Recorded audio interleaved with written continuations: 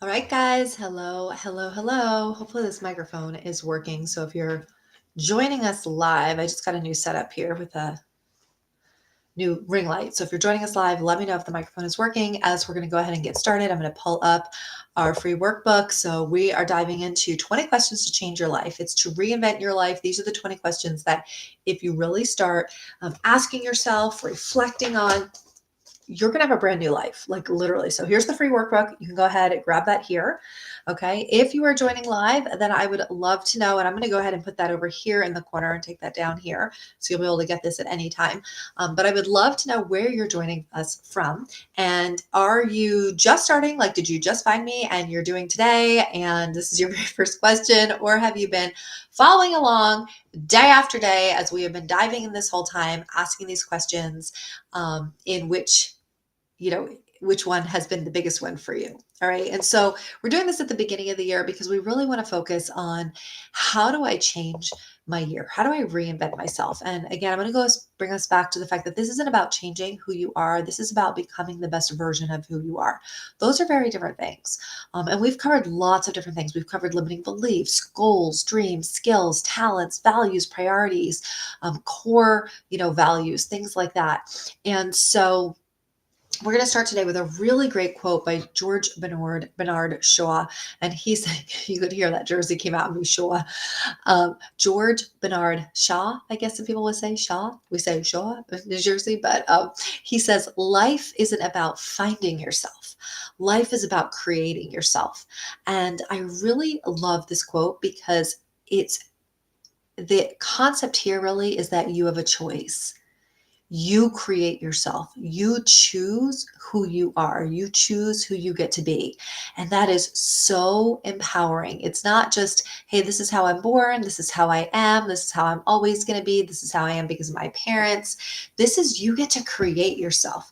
So you're not like finding yourself. People say, I need to go find myself. No, you need to create yourself. You need to create who it is that you want to be in the way that you want it to be, and create your life in that way. So what we're going to dive into next, we were talking about limiting beliefs, and we talked about what's the last contact? The last two what we talked about were about limiting beliefs. So today we're going to dive into, kind of shift the topic a little bit into your support system, that as you kind of reinvent yourself and become the best version of yourself and create this dream life that you want, that is yours for the taking. Like, let me remind you, it is yours for the taking. We need to look at who is your support system. And so our question today is, who are the people in my life who can support and encourage me during this process? Who are the people in my life who can support and encourage me during this process? We want to kind of take a look and see, well, what's already available to you? Who do you already have in your system, kind of in your back pocket?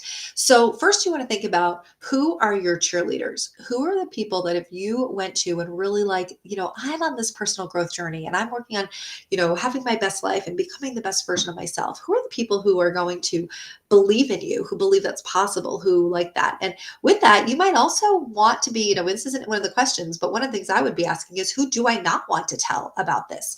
Who do I not want to share my reinvention journey with? How many of you guys have heard of the crabs in a bucket? Have you had the story crabs in a bucket? I learned this early on in my career, when I got into my first business, and it was one that's in the direct sales industry. And so there's a lot of, opinions about that industry. And so I was taught by a mentor of mine this idea of crabs in a bucket. And over the years, I've seen this many times. And this could be anything from you wanting to venture out and start something new, start your own business, write a book, do a podcast. This could also just be you start to change the way you do life. Like, I remember when my daughter was born, I didn't give my daughter any sugar, and really got very, health conscious. I made all of her baby food by scratch. Everything was organic. We didn't have any preservatives. Now, the irony is that my 3-year-old had stage 4 cancer. So that was definitely life laughing at me, right? But I was that crazy mom who made all of her baby food by hand and everything. And so there was a lot of judgment from other parents about that. It was really, really fascinating during that time.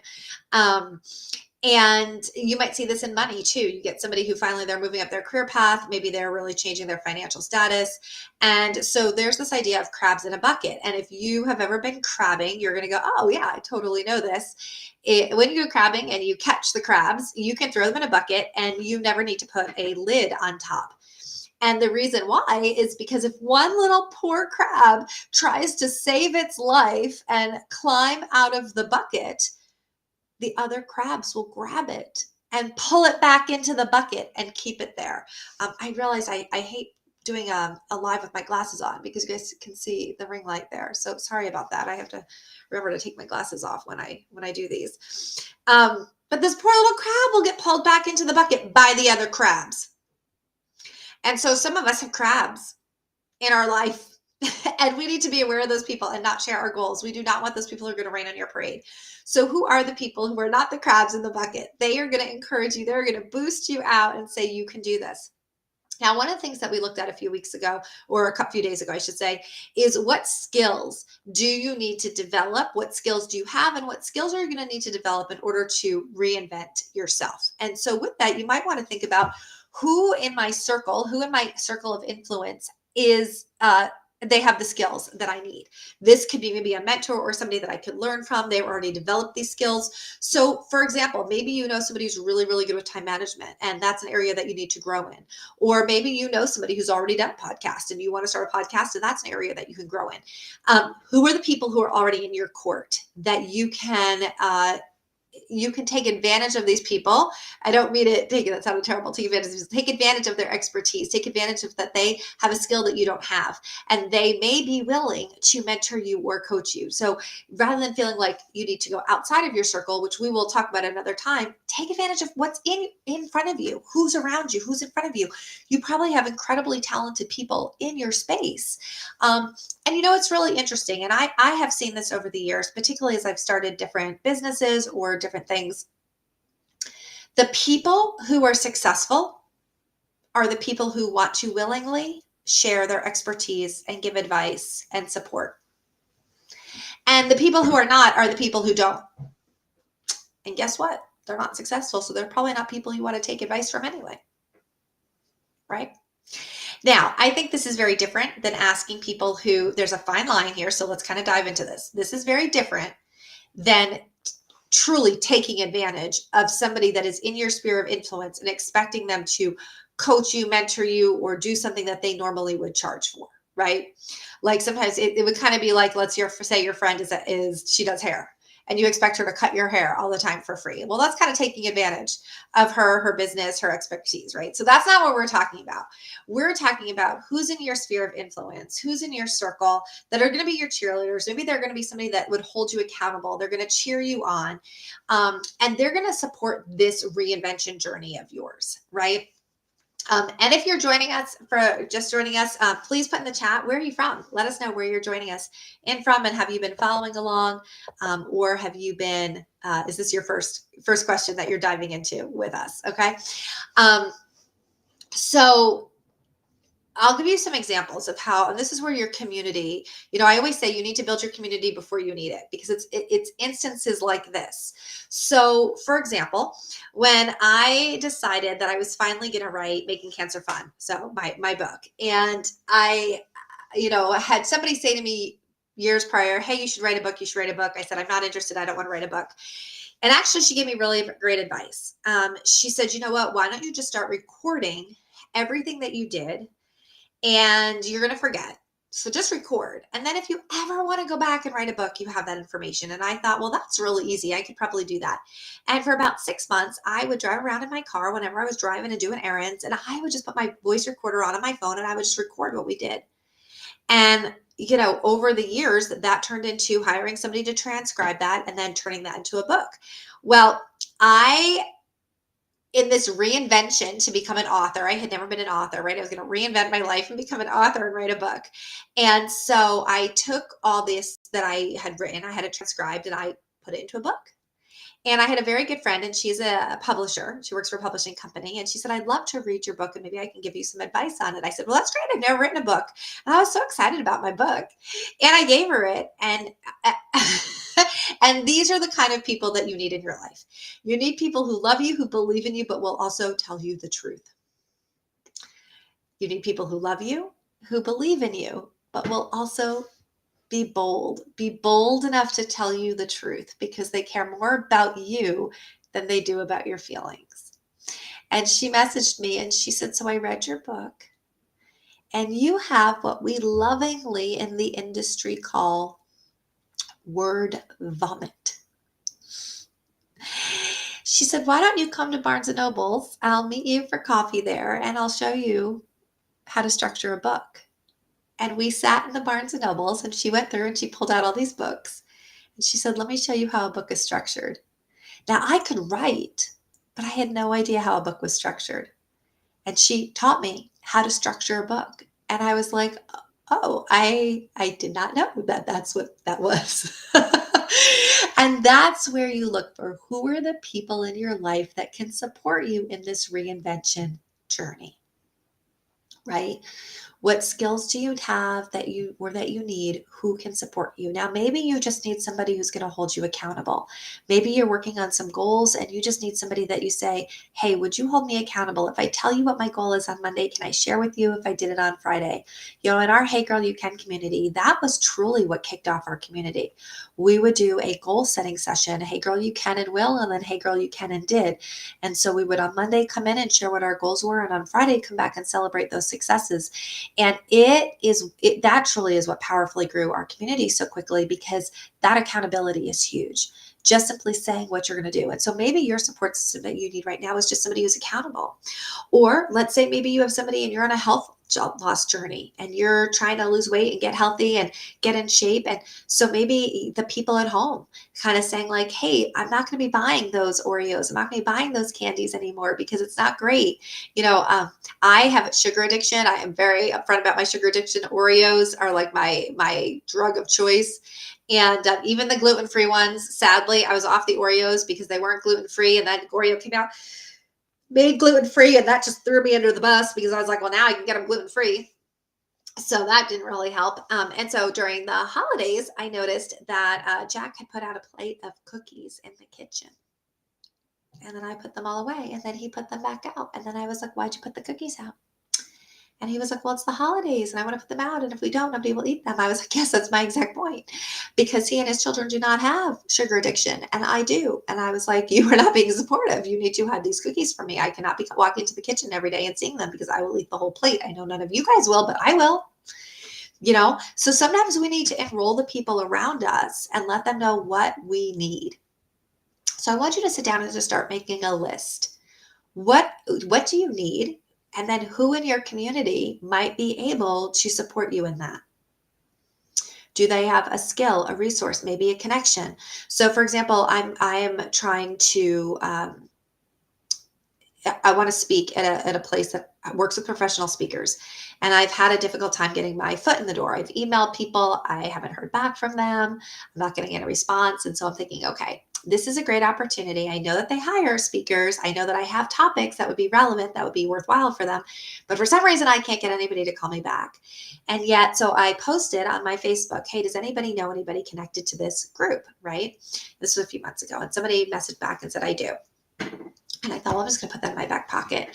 And so I've been trying to get in with this group, not getting a phone call. So I just reached out to my friend on Facebook and I said, hey, I think you said you know somebody who's connected to this organization. Is there a way you could help do an intro for me? And he said, absolutely, sure. I'm on vacation when I get back. Reach out to me and I can help make that introduction happen. You know, I think that most people want to help other people succeed. And I think the people who don't want to see you succeed, you don't want on your team. Because there's a reason they don't want you to succeed. You know, one of the things I always kept in mind when I was younger and building my business and working with mentors is you do not take advice from people that you, number one, want to trade places with, and number two, want to do it in the way that they did it. Like you want to get to where they are in the way that they got to where they are. So like for me, if not just about do I want to be where you are, it's do you have the integrity, the values, the relationships, all of those things that are important to me, those core values that we talked about, you know, one of the first questions, right? In that way.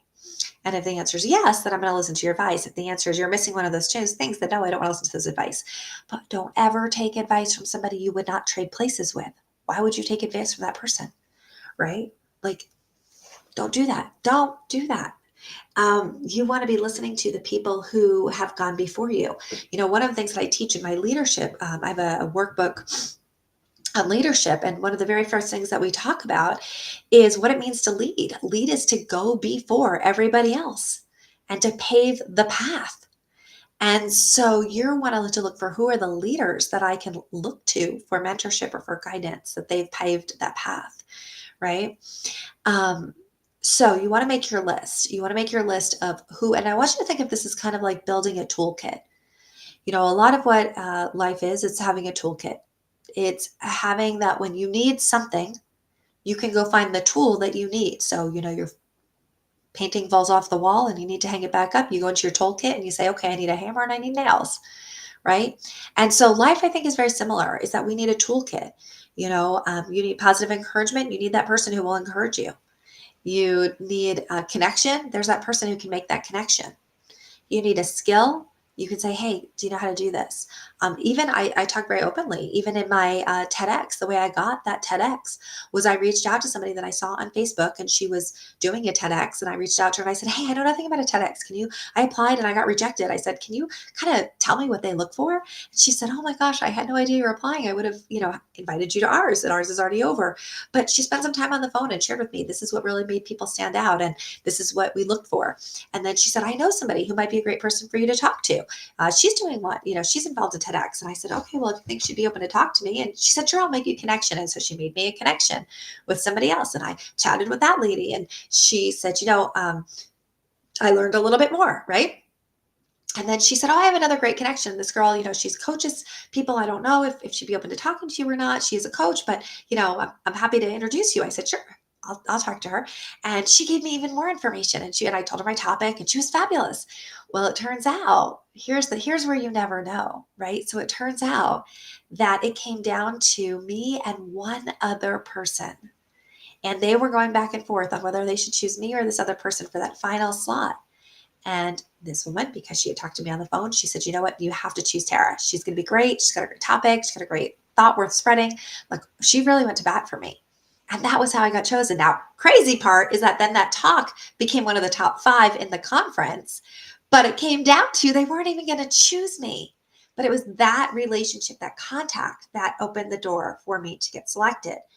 And so you have people in your court, you have people in your life, and you have people in your life who are connected to other people who could open those doors for you. And guys, I have so many stories about how it was somebody in my support system that helped reinvent my life, that helped shift the trajectory of my life, that helped put me on a path that I wasn't expecting or didn't realize I was going to go down.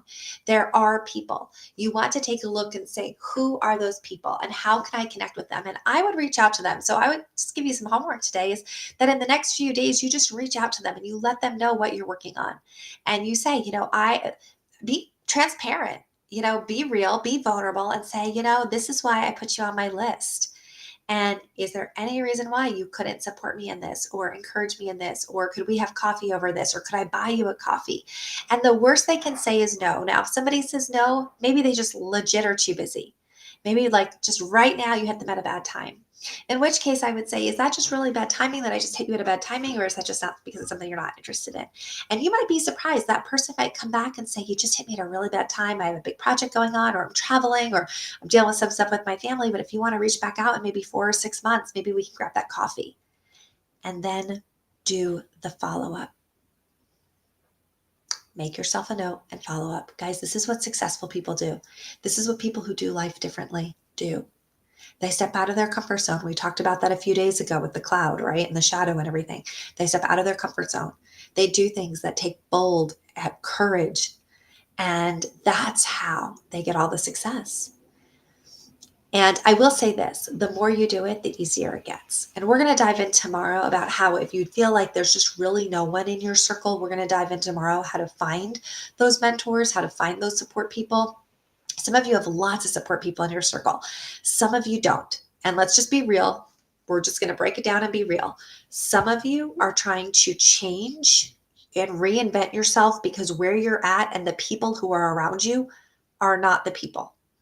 You are trying to step completely out and change maybe a legacy, a generational curse, a way of life, like generational changing here.